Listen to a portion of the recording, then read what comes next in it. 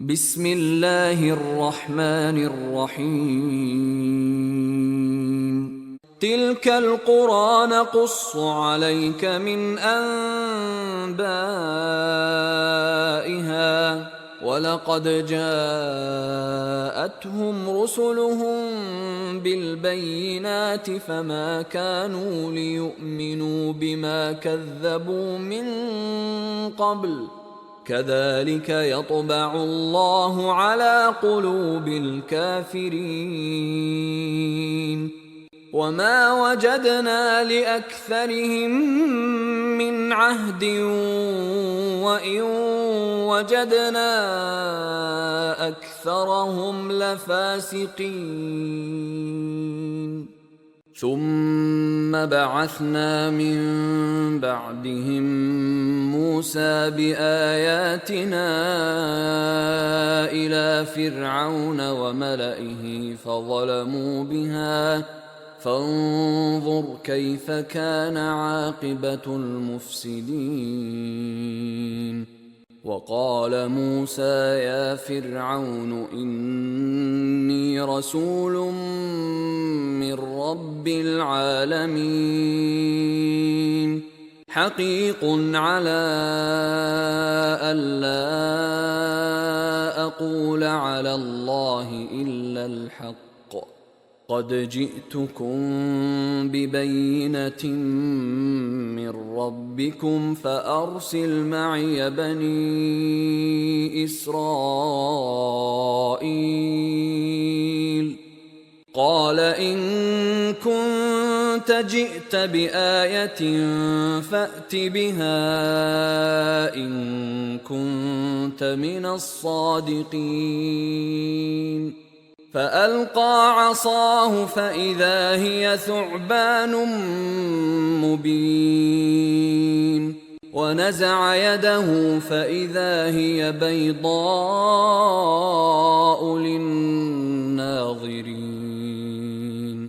قال الملأ من قوم فرعون إن هذا لساحر عليم يريد أن يخرجكم من أرضكم فماذا تأمرون؟ قالوا أرجه وأخاه وأرسل في المدائن حاشرين يأتوك بكل ساحر عليم. وجاء السحرة فرعون قالوا إن لنا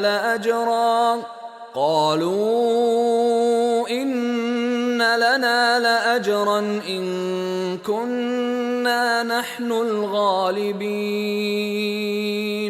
قال نعم وإنكم لمن المقربين. قالوا يا موسى إما أن تلقي وإما أن نكون نحن الملقين.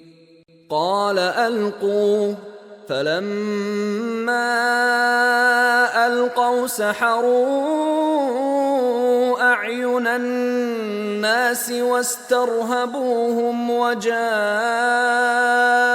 بسحر عظيم. وأوحينا إلى موسى أن ألق عصاك فإذا هي تلقف ما يأفكون. فوقع الحق وبطل ما كانوا يعملون. فغلبوا هنالك وانقلبوا صاغرين وألقي السحرة ساجدين قالوا آمنا برب العالمين رب موسى وهارون.